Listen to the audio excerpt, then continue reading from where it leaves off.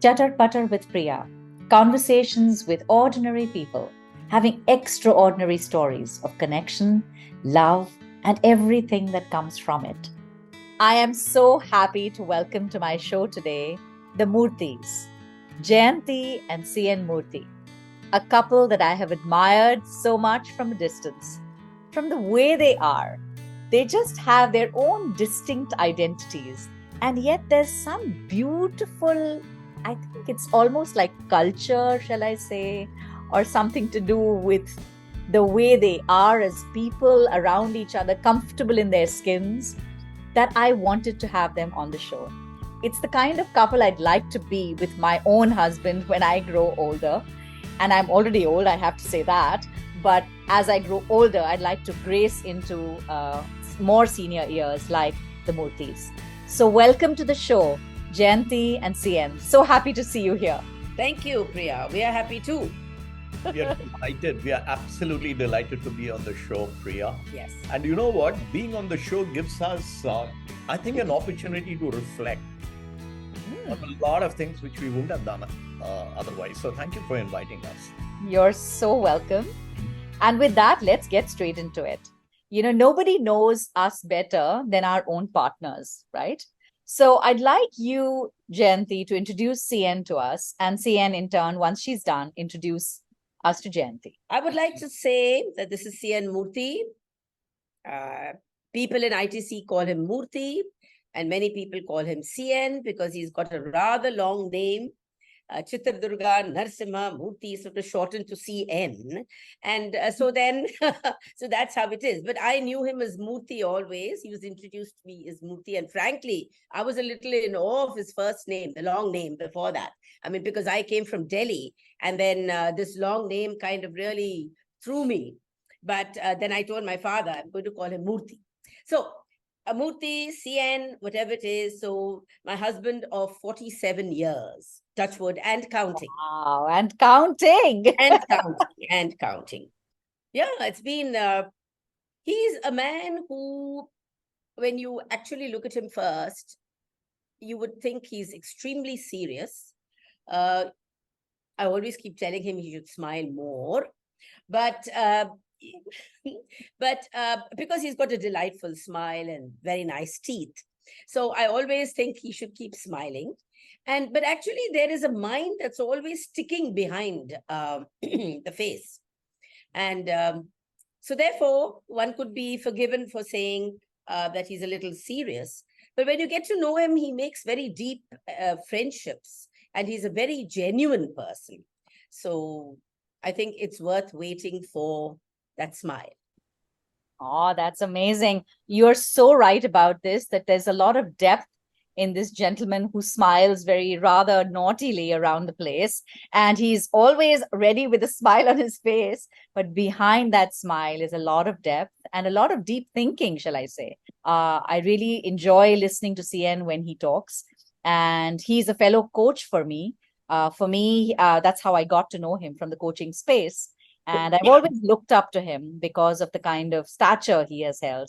He was also the president of the ICF Mumbai chapter when I was part of his team. And we did some great fun work together. CN, over to you. What would you like to say about Jayanthi? You know, about Jayanthi, she's my better half. You know, everybody says a wife is your better half. But honestly, I believe it. She is my better half.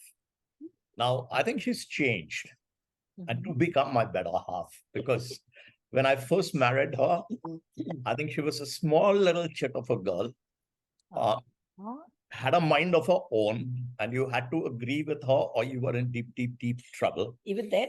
Even then. Yeah, definitely. That's very established that you're still in deep trouble every now and then. Oh, yes. Oh, yes. Oh, yes. Even now I'm in deep trouble. And but one thing that I have learned about her is that when she gets into a relationship, it's a very, very deep and close relationship. And it's a relationship that matters to her. And in fact, that's what I love about her, you know. She is She's extremely, we did that psychometric test around.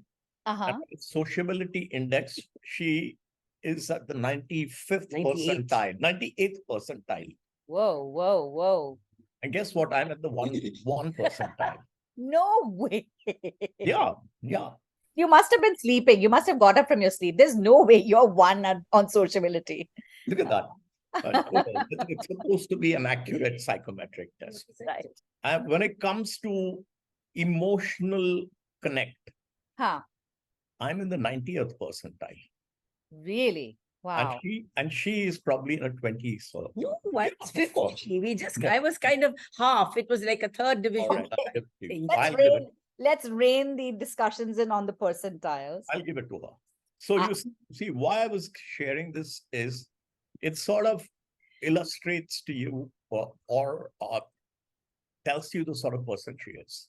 Right, of course. She is a warm person Mm. who reaches out to everybody and forms bonds, and she enjoys forming bonds. Mm.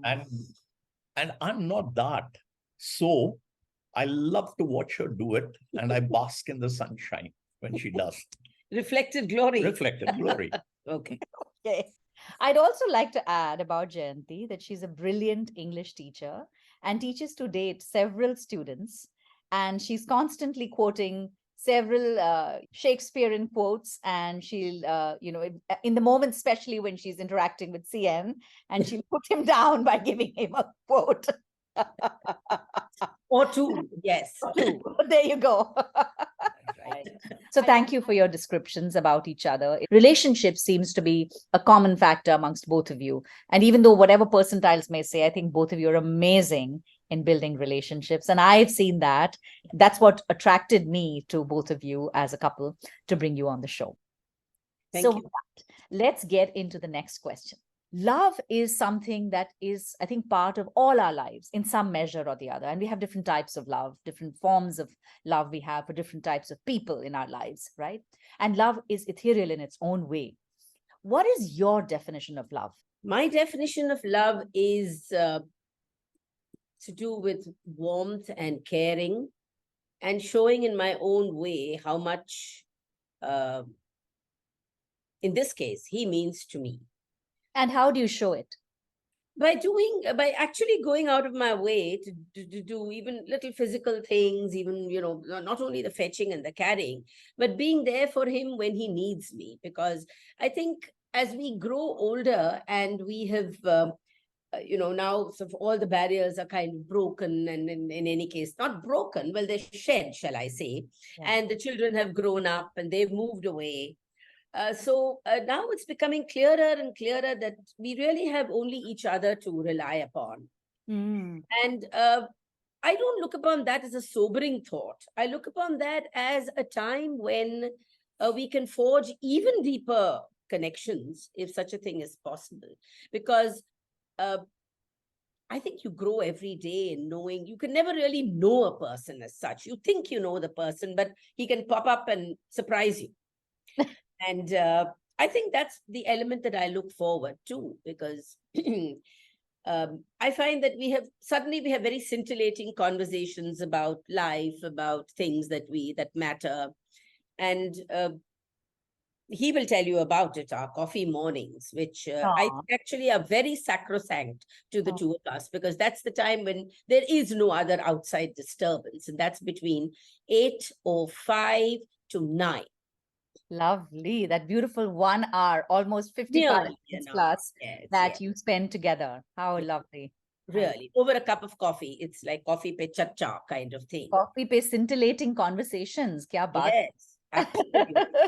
And let him tell you about it, because...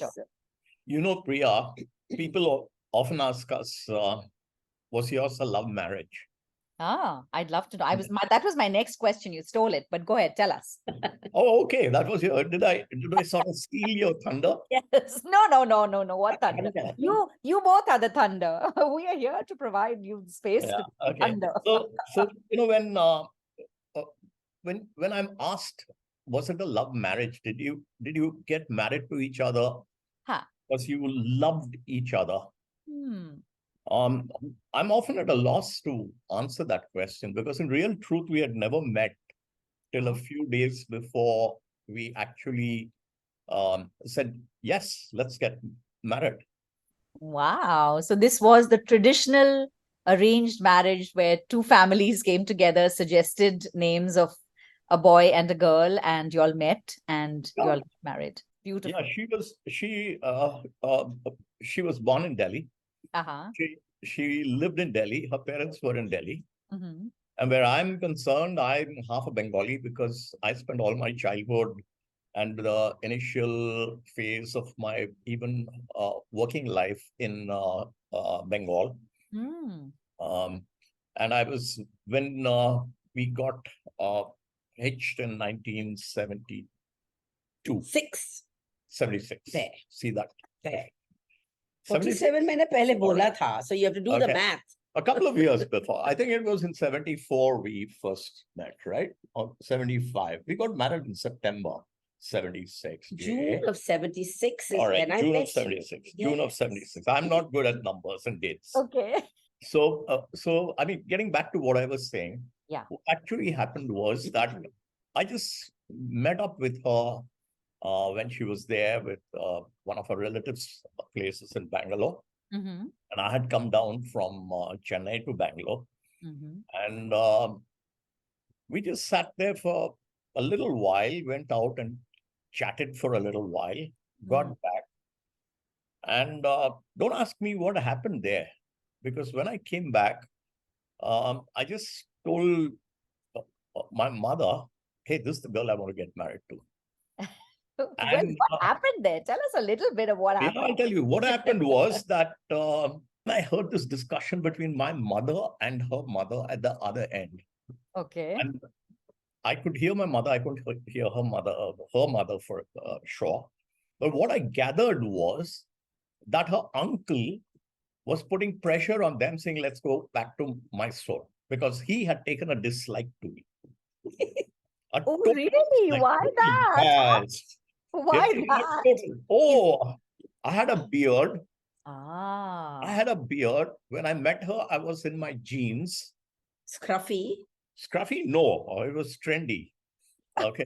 So I was in my jeans, but I was at my charming best, of course. Oh, And I think her uncle, uh, for him, she was his darling. okay. And he couldn't see her getting married to me. He felt I could wait a few more years Yeah, before I got married. yeah, and not married. How old were you, Jayanti, when you got 21. My, that is young. That is young. Yeah, How I old He is was this young too. CN? I was 25. He was 20. Oh, yeah, that is also young for a boy. Yeah, Yeah. absolutely. So, Absolutely. You yes. and So were you working already, Jayanti? Were you already No, working? no. I just finished my MA. I see. And I finished my MA in May, and June I met him, and Ah. September I got married. But I was planning to be a lecturer. So my father asked me to come to Bangalore saying, chalo, let's look and see if you can become a lecturer, because in those days you didn't need to do anything else. I mean, you were a double Right. graduate, and as they called it, and off you were, postgraduate, and off you could become a lecturer in a college. So I was looking forward to that. But I never worked before marriage because I got married immediately. Right, right. Our friend came and he swept you off your feet. Swept me off my feet, yes, and literally swept me off. He took me off in a motorcycle. I had never been on a motorcycle in my life. What? Yes, he came with a motorcycle, Yamaha it was, I think, and he borrowed his my uncle's motorcycle, and he came there. I mean, I was so excited looking at the motorcycle, I hopped onto it and went away, and my uncle was most upset. So what is the first impression you had of him? When you saw him, what did you feel? Okay. I amended my stance very quickly, because when I saw him, I wasn't ready, I think, for marriage. Although my father thought I was ready. I thought I wouldn't get married right now. I thought I would work and then see later if I felt like it. But actually, he was the first boy I saw. I hadn't seen anybody else. My father was very strict, never let me go out with boys. In college also, he wouldn't really entertain any boys calling me up and so on. But So it was all new to me to go out with a boy. So I wasn't really very enamored. I refused to talk to him because I was talking to his mother and to his brother. And he asked me a couple of questions. I didn't look at him and didn't answer. So, yeah. Oh my God. I don't know why. So, no, that was also because I'd had a fight with my father just a little while ago, because he wanted me to wear a Banaras sari, and then I wanted to wear another regular sari, because in them old days we never wore anything else apart from that. I was wearing jeans, of course, to college, but not and salwar kameezes, but not now when I was going to see a boy. Right. So my father wanted me to wear a tissue Banaras sari, which he had got me on my 16th birthday, and I refused. And but he insisted, and so we had a tiff. And finally, of course, my dad won, and I did wear the Banaras sari. And so Did I you? was sulky. Yes, it was a red one, and I was very sulky. So I think it wasn't his fault really, but I was in a bad mood. So cute.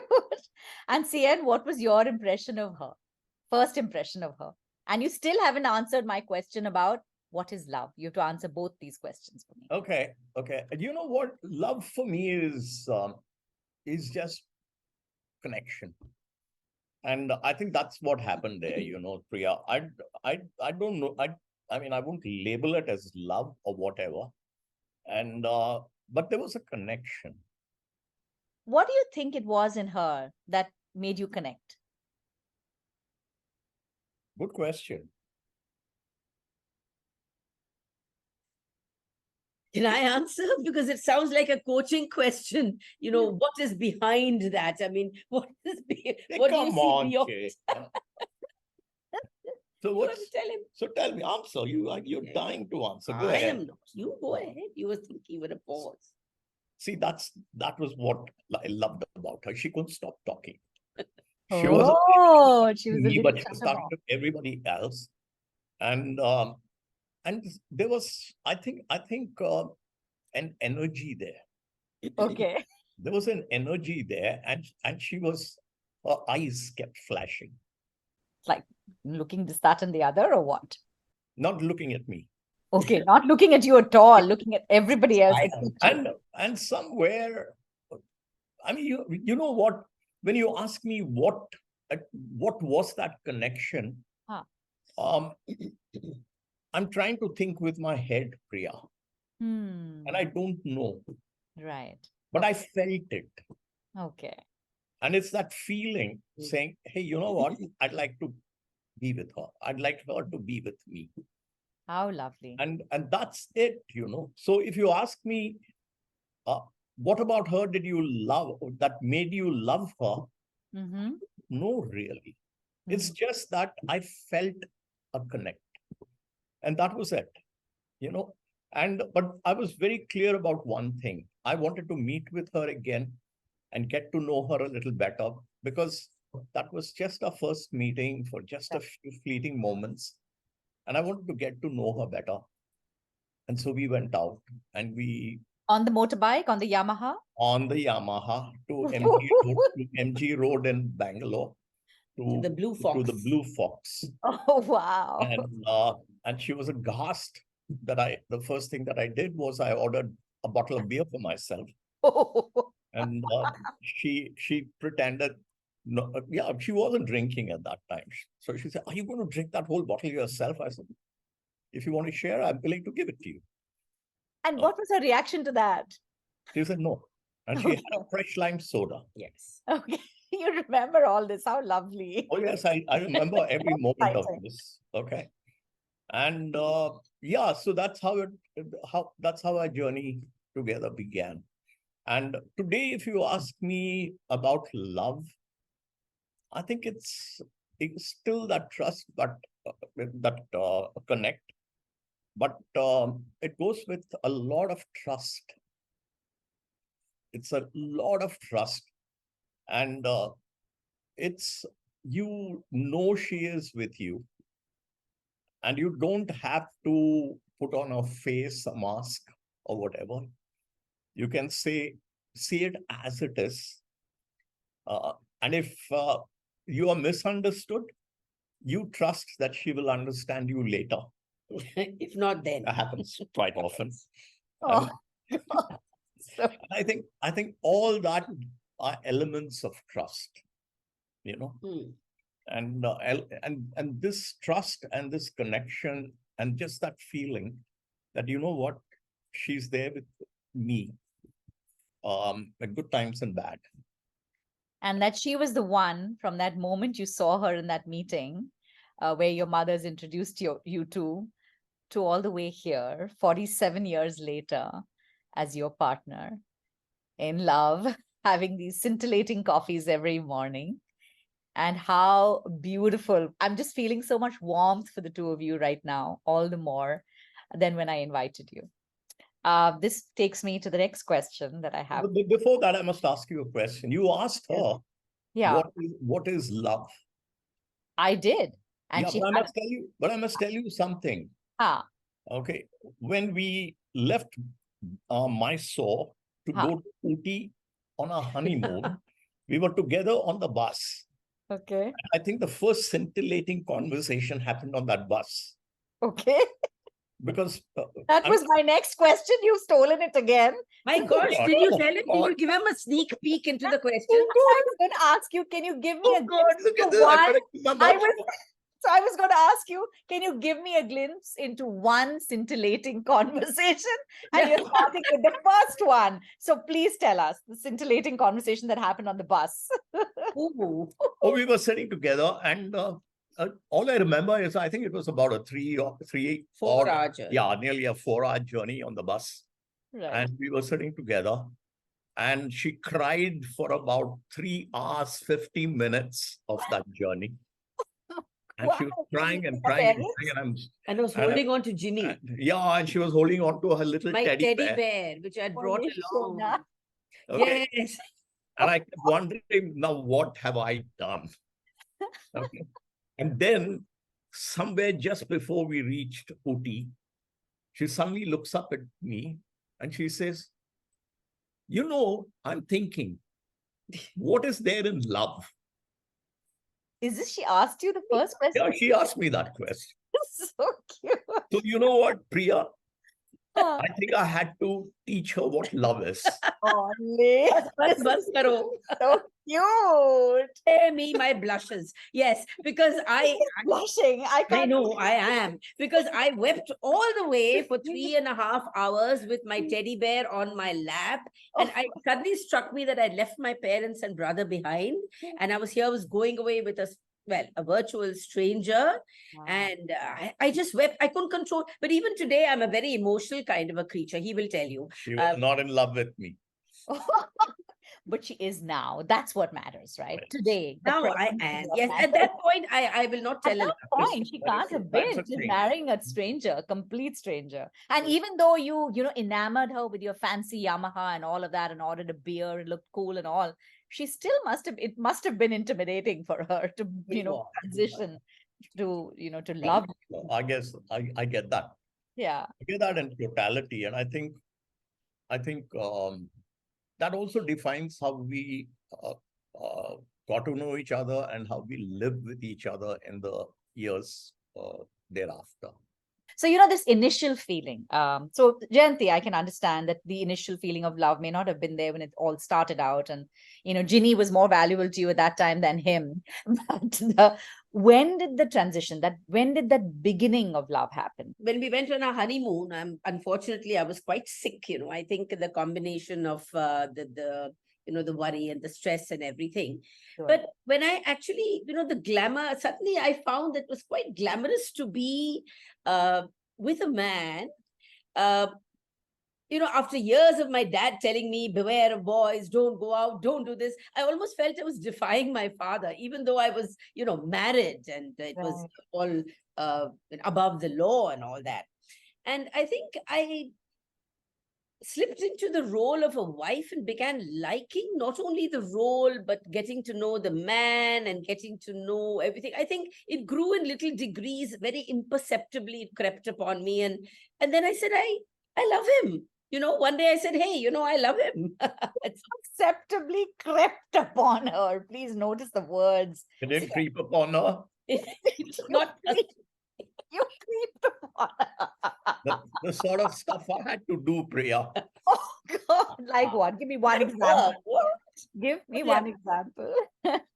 I'm loving this, by the way. Coffee. Make her coffee every Yes, morning, yes. That he Aw. still does to this which I day. do even to this day. Even to this day. Madam gets up at 6:15. I have got to get up at 5:45 and have a glass of hot water and her cup of coffee ready by the time she gets up. Yeah. Aw, that He is knows I'm particular because I need the milk to be freshly boiled and the coffee to be perking, and he gives me that. Yes. Aw, that's All delightful. part of love. Even today. Yes. That is delightful. That So- is so special. After so many years of living together, just by giving her this coffee every morning, that's perhaps one of the love languages. But apart from that, what is the love language that Jayanti knows that she is feeling loved? He he said I'm demonstrative, but I think he gives me these little hugs and a peck on the cheek, or he just comes up behind and he grabs me and gives me these Aw. kisses and hugs, and he says I love you even to this day. And it's kind of warming. I may be doing something in the kitchen or something random, or just about to open the door, and then he comes from behind and gives me a hug. And when he surprises me, it's really so warm and fuzzy, and I Aw. like that. That is so delightful. So basically, the hugs, the little peck on the cheek, I love you. These are all beautiful ways. Yes. And coffee in the morning with the Coffee in scintillating the morning. conversations. And he takes special care, I think, at night or so, when he gives me a back rub, because I love back rubs. Aw. And yeah, he does these little things for me that suddenly make me sit up and say, oh yes, I mean, that spark is there. Oh, And it's lovely. May I just butt in here? Mm. Okay. Priya, when I think about it, it's something that you do which is really, really simple, unexpected. Something that actually gets the other person to smile. Okay. And I think that awakens love.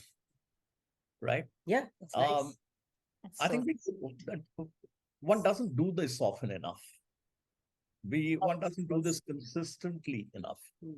But on the other hand, if you're doing it all the time, then it won't be unexpected. So Yeah. you see, so it's that balance there. Yeah. And I think if I look back at the way we have lived these past 40 odd years, I think we've actually practiced this. That's Being amazing. being there for each other, not just because we are partner in a married life. It's just that you just feel like giving a hug, just give a feeling a hug. Okay. You feel like yelling, you yell. Yeah. And when you see the other person upset, then you don't walk away. You try to get to know the person a little better. So in all of this beauty of that spark of knowing each other, the love being prevalent in such beautiful, small little ways, there are differences, and there are, like you said, there are times where there might be disagreements, or you might be upset and you might want to yell. How do you navigate those moments? When she's upset, rightly or wrongly, Right. I think I get upset. You get upset. Okay. I get upset because one thing that I can't stand is to see her upset. I think the problem arises because my ego crops up, and I can't go and take that first step to say, hey, listen, can we forget what happened and let bygones be bygones, and let's try to understand and get over the disagreement. Hmm. Oftentimes you sulk. She's a sulker. And there you are. I'm a sulker. Of course, you're a sulker. You get angry and you walk off. But when you open up, and I think I do that. I open up. Yeah. I do open up and I talk about it. And in that process, sometimes you don't even talk about it. You recognize that the person is hurt, and give her a hug Mm. and say, hey, and I don't even have to say you're hurt. I just hug and don't say anything. But soon enough, I think emotions sort of settle down and you are able to talk about it. And you then realize that there are things that both both of us have done. Some things she has done that she shouldn't have done, Yeah. and something I did that I shouldn't have done. Sure. And I think it is when this happens, then I think the disagreements get off. Yeah, but you know what? I'm not a level-headed guy at the best of times. I get angry very quickly. So Mm. oftentimes I do get into a rage even. Mm. And at that time, it's she who learns how to handle. Right. So, Jayanti, over to you. How do you Yeah. navigate? See, it starts off with, Priya, I hate conflict. Sure. I'm never good at conflict management, I think. I mean, when I see anyone upset and fighting and all, it doesn't do me any good. Yeah. Now, it becomes compounded when he is the person who's me. So I'm telling you very clearly, when he says or does something that annoys me, I could cheerfully wring his neck. That's my first fully ring his neck. No, that's the first thought. Then immediately I say, no, but Can why? you see the scars? Yeah. Yeah. But then I know that sometimes he's being unreasonable and maybe, like, I would say he's having a bad hair day or whatever it is. Then I try to reason it out, and I don't sulk, but I then remove myself from the scene, because I think I need time to simmer down. He needs time to simmer down. And so maybe there is a little time when we don't say anything to each other. But I feel hurt because, I think I carry that. I connote conflict with hurt. And when I get hurt, I don't feel good. So I want to patch up things. But at the same time, I guess there is some ego in me sometimes would say, why should I be the first to say sorry when I don't think I've done anything wrong? I mean, he was unreasonable, and I hash out the entire scenario in my mind and add a few scenes and acts like Shakespeare would do. But, and I do make it a little drama, I mean, in my mind. And then I'm able to sift through and see that there was something so pity about a quarrel, and it needn't be. And so when we both simmer down, we then have a little discussion sometimes, not a full-blown discussion, but we try to analyze and see what was it that triggered off and why I got upset. And then I find out that there is a genuine reason, though it's not fair, but anyway, there was a genuine reason. And maybe I was hurt because of something that happened. And I just took it out on the next convenient person here, he being here. Yeah. So then we both calm down, and then we kiss and make up. Oh, that's lovely. The ideal thing being that you do. He's shaking his head. What do you mean by no? No kiss and make up. I've got to give her a hug and say, hey, let it go. Okay, he kisses and we make up. Okay, she's corrected her statement. He hugs and kisses, and then you make up. You concede to make up. Is that what it is? That's what it is. Yes, so I said it. Okay, great. As long as you make up and you find a way back, that's beautiful. Yeah. Some time back, both of you spoke about trust. And trust is something that's essential. And you find that trust is one of the things that's strongest as a foundation in your relationship, CN and Jayanti. With trust comes intimacy. And my next question is about intimacy. That as a young couple, that young girl who was hugging onto her little teddy bear when she got married and came with you on the honeymoon, what made her have that trust in you to allow for intimacy to take place? What makes a girl and a man, get into that intimacy that is beautiful? That's what human beings were created for, to have, to make love. You first. It can't be just any one thing, Priya.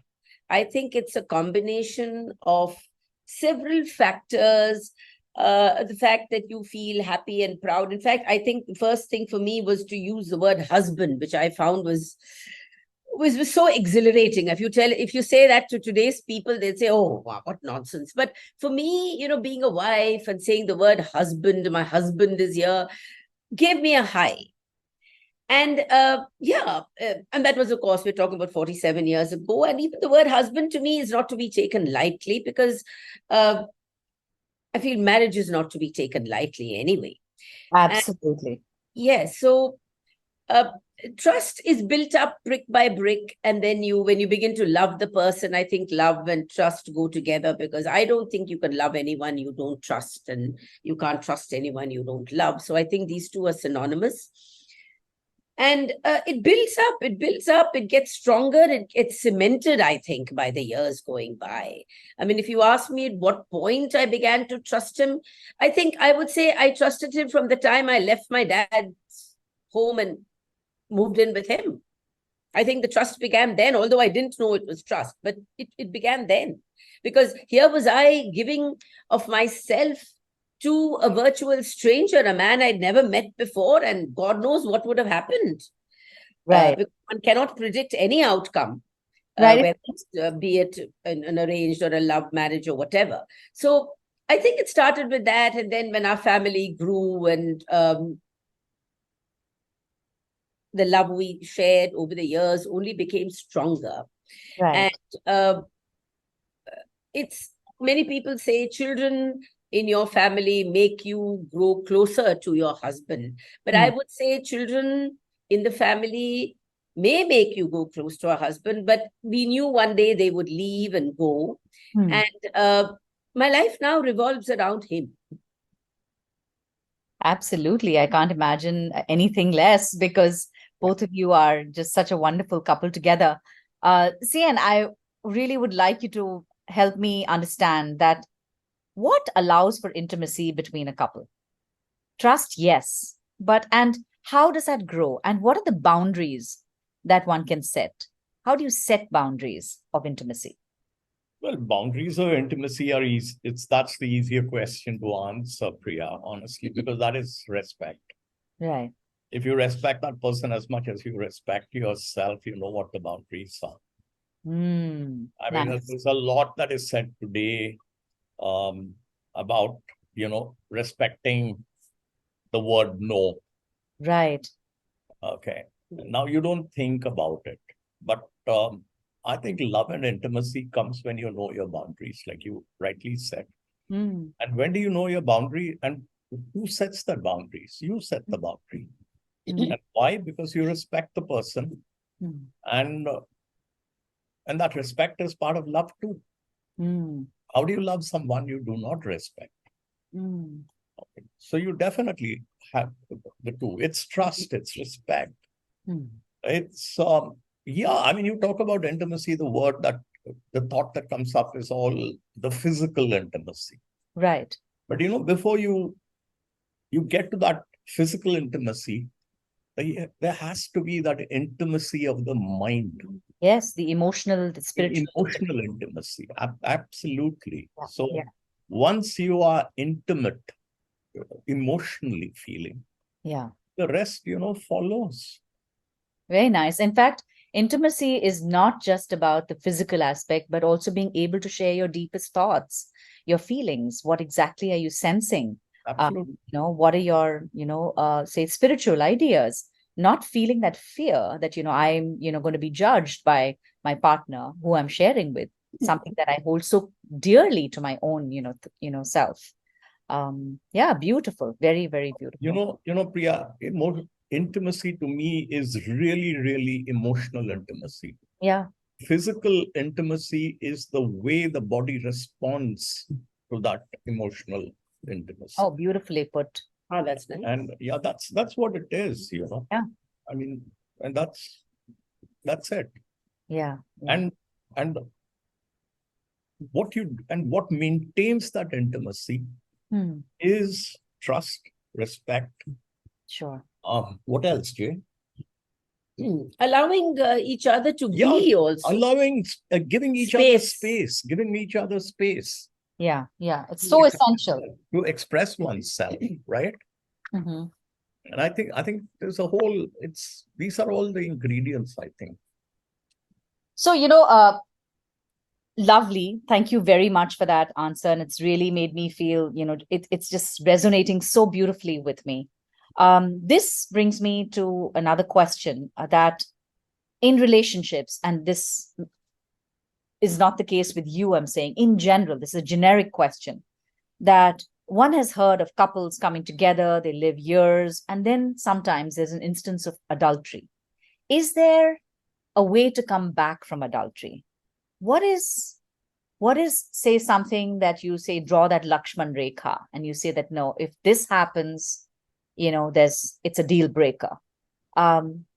Is that something that couples set ahead, at the beginning of their marriages? Should they do that in advance? Is that something that you feel along the way? Is that something, I don't know. I just want to hear your views. And what is your view on adultery? Okay, may I speak here? Yes, please. I would say that certainly not before we got married or any point, because I think all these prenuptial agreements that the West brings in is a whole lot of balderdash, because they're already setting themselves up to failure. They're already telling themselves that, hey, bhaiya, I'm going to get divorced in, say, X number of years. So this is what you get and this is what I get. And something that's filtering down now to the celebrities and the well-heeled, or, well, even the not so well-heeled. You don't think of disasters that could happen, because then you are setting yourself up for disaster. It's an unspoken thing. We've not spoken about adultery. But what's your personal view, though? Yeah. It's not applicable. I would say NA. Not applicable, because I wouldn't do anything like that, because for me, my life is tied up with him. And I don't give of myself, although I'm very friendly and everything, I don't give of myself that easily. And in that way, I'm a bit of a Puritan. Sure. Yes, I am. I'm, in fact, more than he is. I think I'm very structured and Puritan. I've got my own ways and routine and all that kind of thing. So I would say NA, not applicable. Okay. Thank you, Jayanthi. CN. If you talk about adultery and what happens when a partner commits adultery, gets into a relationship outside the marital tree.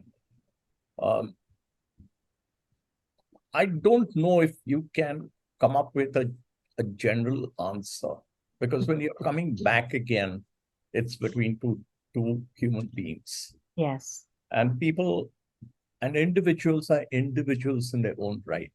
And so you've got to examine for yourself again the questions we were talking about: trust, relationship, emotional connect. Right. Can I do that? And how I do it?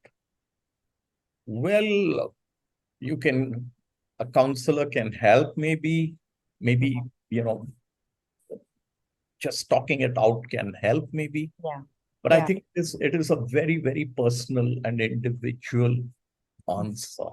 And I'm not talking about the legal and everything else and what happens and the children, what issues of, what happens with the children and property, and that's all separate.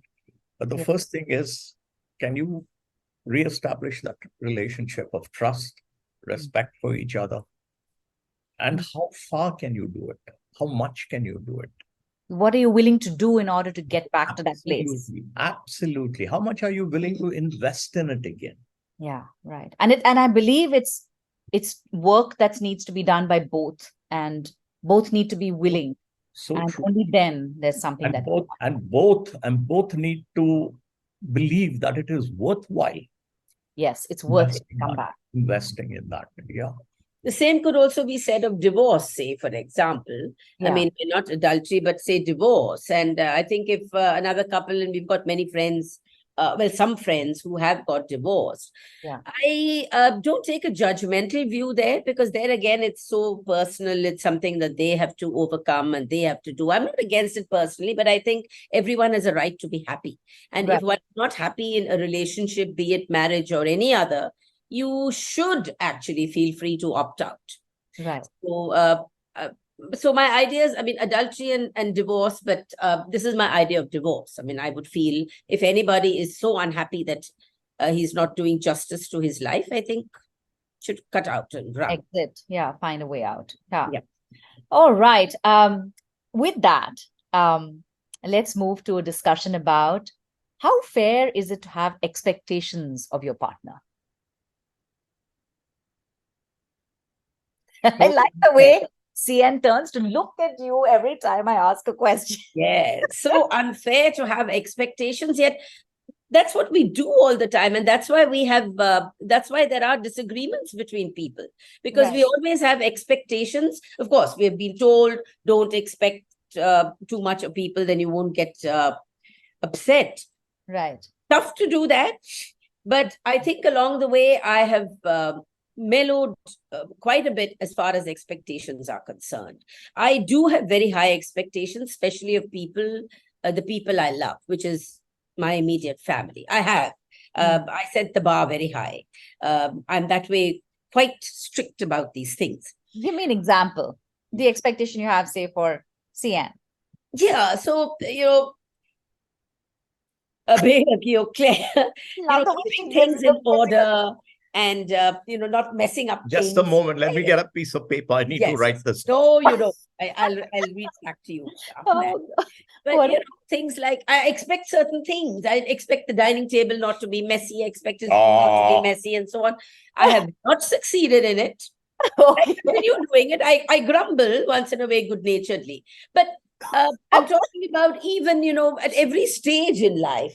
Are you objecting to grumble or good-natured? Both.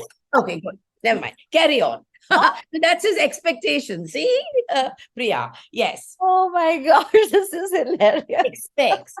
But it's amazing how you expect people to do things just because you believe in them. Yeah. And I think I learned it was a very great learning curve for me when the first of our boys got married.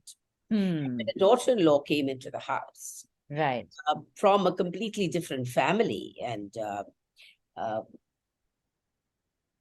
I learned a lot about myself then. And I learned that there were some things that I was honest to myself and some things I didn't like about myself, behavior-wise.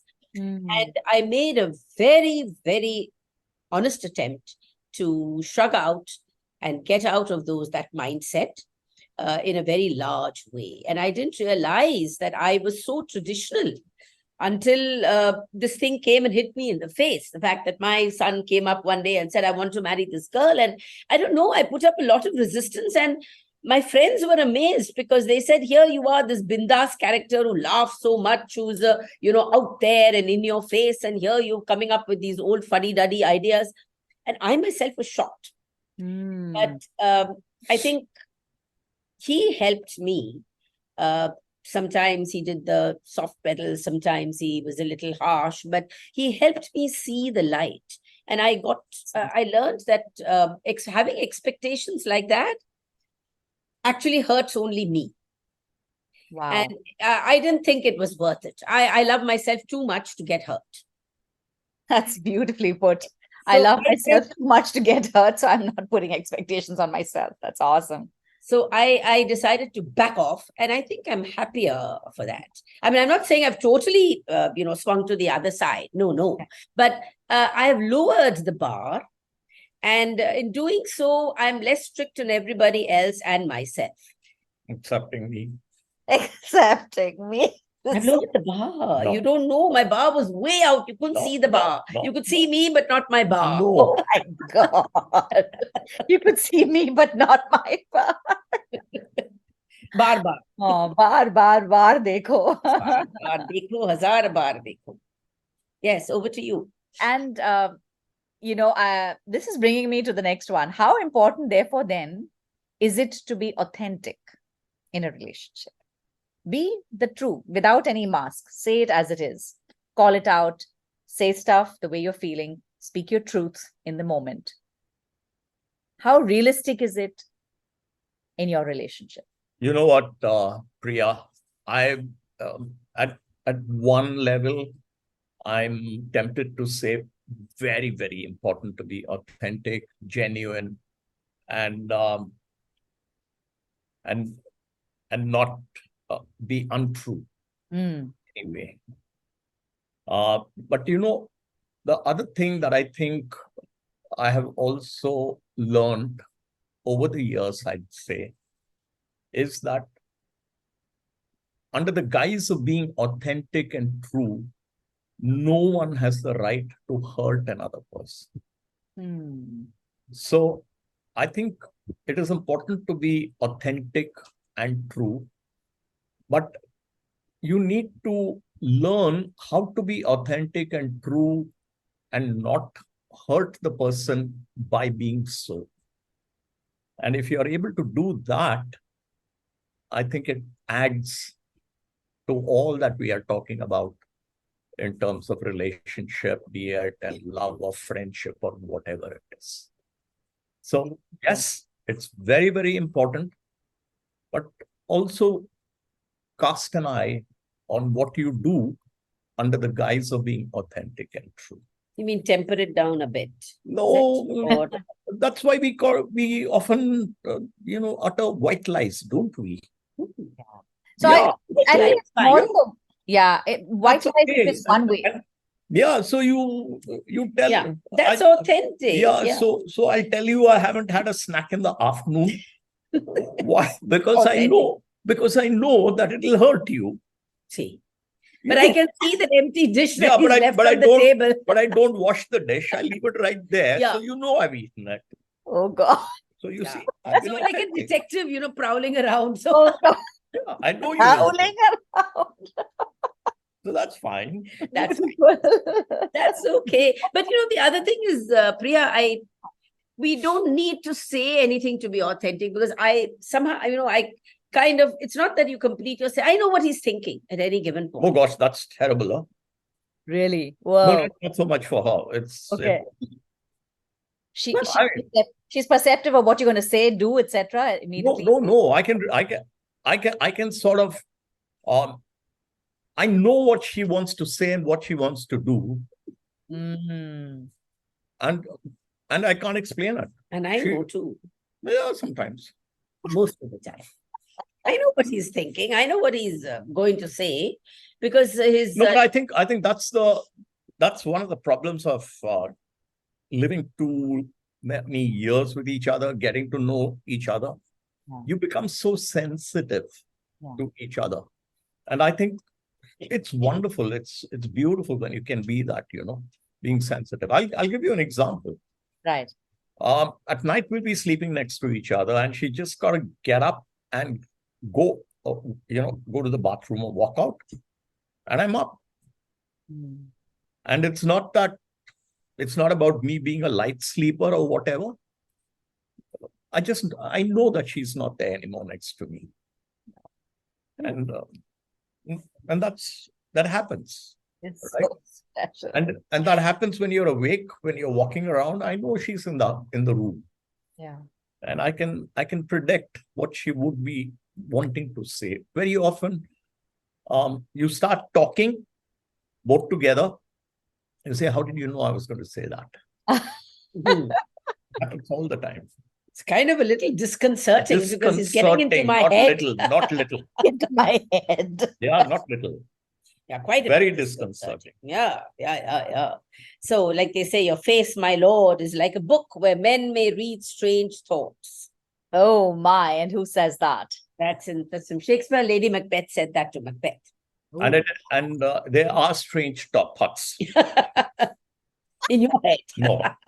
Okay, in my head. Strange thoughts, may I ask? What strange thoughts? Well. All right, we leave that. And it's been lovely talking to you all about all of these fun, questions. But I want to ask you both that, is there something that, you would say that this is the most special thing about our relationship? You know what? For me, it is. May I? Yes, yeah. Yes. Okay. I'm going to have to get her permission. All right. So, see, I'll tell you what's most special for me is just knowing that she's there for me. I've got to a stage where she, when I'm walking, going out of the house or whatever, she says, did you, what, Do namaskar. do namaskar to the gods before you left? And when she says that, I just turn around and I just fold my hands. To her? Yeah. Oh. I honestly Oh, do yes, that. he does. I actually do that. He does because- that. I get because very that's- embarrassed because I said, Yeah, I she will gets very, forward. she gets very, very embarrassed. But when I'm doing it, I'm not trying to be what? Facetious. Facetious. Hmm. I'm not trying to sort of put her down or anything like that. I truly believe that because for me, she's my life. And it's got to that state in Oh. yeah. This is the hug moment. I Forgive me. know, this is a hug and a kiss moment. I want to hug you both. You're Hug just moment. amazing. Yeah. So And that's special. I'm getting emotional just watching this whole thing. That's And Priya, getting over the years to getting from that stage where Yeah. she would come up and say, "What is love?" Okay, to this stage now, when you don't need to know, What you is are in love. I think that is a very special. Yeah. That is, it's like saying That's that very this is special. it. Yeah, this is it. Correct. That is it. So you amazing. don't need to vocalize. You don't need any words, but it's there, and you could cut it with a knife. So Oh that my God, it's amazing. yeah. So, the whole relationship that both of you have Hmm. held together for these 47 years plus a few months, if I may add, when you both met. Yes. What are the transitions you've seen in this relationship? Hmm.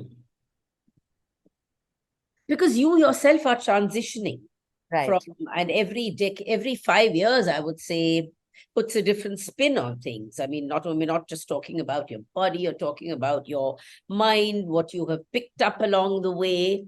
And one transition, I would say, I don't know if it's in, if that was, maybe I'm preempting your next question, but I think it's, I would say that I enjoy a challenge, and he provides that for me by my thinking, because very often I find that when I look at something, he gives a very fresh perspective, and he looks at things with a very different lens, and he's excellent at sorting out conflicts between different people and different thoughts, and he's able to separate the wheat from the chaff.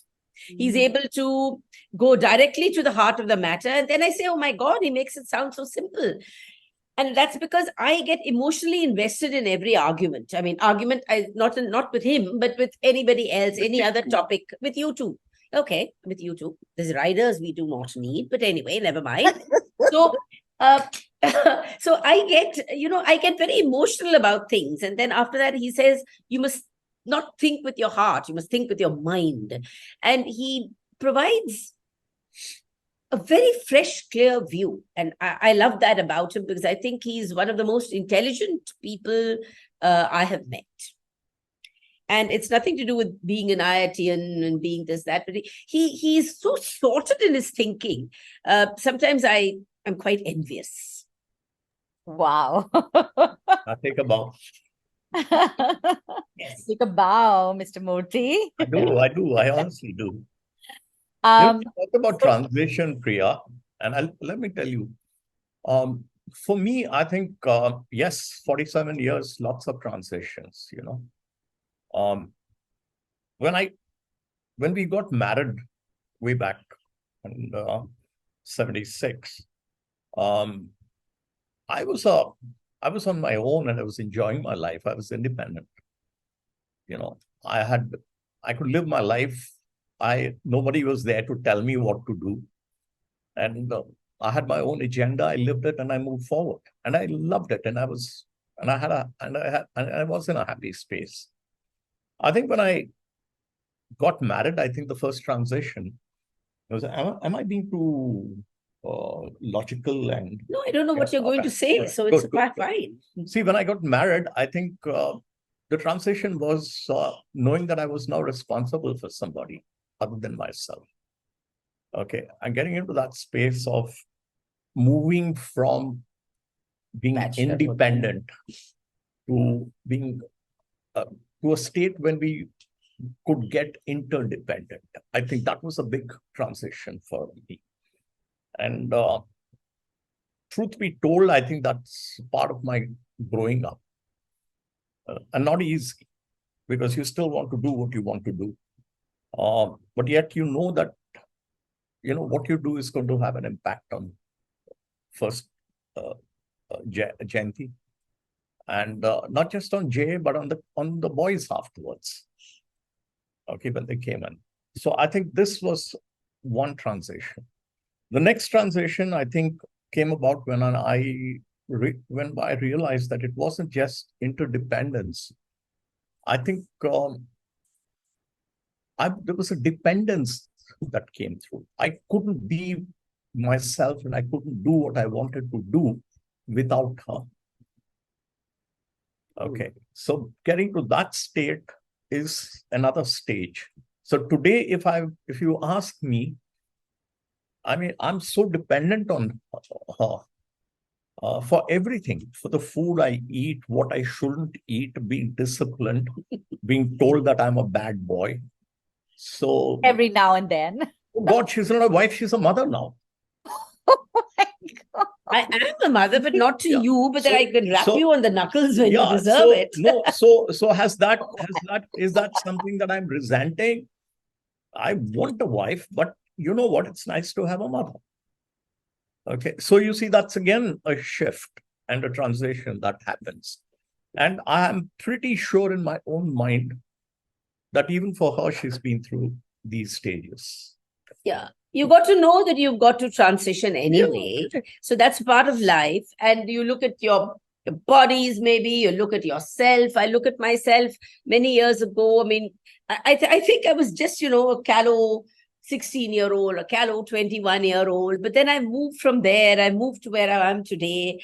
I've learned so much along the way. I've become more independent. I always was an independent person, but I didn't have the chance to show that I was independent because, as I told you, immediately after my post-graduation, I got married. So Right. I didn't work. I wasn't on my own in another city, nothing of the sort. And I hadn't got a job. I mean, I took up a job after I had the boys, because it's very clear that I wouldn't work when they needed me. Yeah. And I took up a half-day job in a school. And then I did my B.Ed after our second son was born.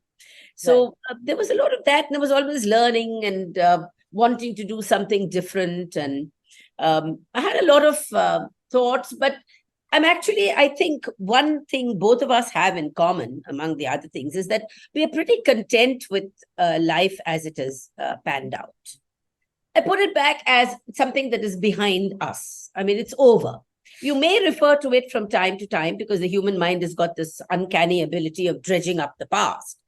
But then I do say, thereby lies madness. If I were to go back and say what I could have done, but I didn't. Yeah. I didn't. The truth is that I didn't. May not because I didn't want to, it didn't happen. So what's the use of getting all het up about it? No. It's beautiful that, we learn along the way. Life is this eternal teacher for us, right? Yeah. And in that moment, whatever we do, we seemingly do because we believe that's what's right in that moment. And that's why we do what we do. However, however many years later, when you look back and say, what was I thinking? But in that moment, it felt so right. And that's why you went ahead and did it, right? So whether it's any emotion, any action, any, choices you made, whatever that be, we always do things because of that good intention of doing the right thing. We human beings want to be right. We want to be in our own minds justify that we are doing the right thing. So lovely, lovely. Absolutely. And now the last thing that I want to ask you guys before we go, I want you to dedicate a song to your beloved Jayanthi. And Jayanthi, can you dedicate something to CN? And would you care to sing? I'll tell you what, I'll dedicate a song to her and ask her to sing. Okay. Oh, I should know. Okay, all right. Top of the world. Top of the world. All right. When I walked into his house, I'm saying his house because it was an ITC house already made. I mean, Right. everything was there. He and his secretary got up the whole house to scratch. And it was a ready-made house I walked into as a new bride. Oh. So, and he was playing this on the LP when I walked in, which is the Carpenter's song, On Top of the World. And that has remained our signature, like they're saying, this is our song. Oh, Yeah. Sounds a little mushy, but it's true. It is so romantic and so mushy, this whole thing. See, Yes. you are quite a romantic, I must say, all these hidden talents inside you of romance. Who, Your me? wife, yes, hug, He is. hug. Yes, Remember that, Yes. Jay, I'm romantic. No, he is. He is. There's no doubt about it. He Oh my is God. romantic. Hugs and pecks and saying namaste to her before leaving the house. House and Saying sorry and this now I get to know, and oh my God, and teaching her about what love is when she was hugging her little Ginny. That is so delightful. yeah, I know that's true. And yes, I think he was totally bewildered. But anyway, yeah. So that is the song. I'm a survivor, Jay.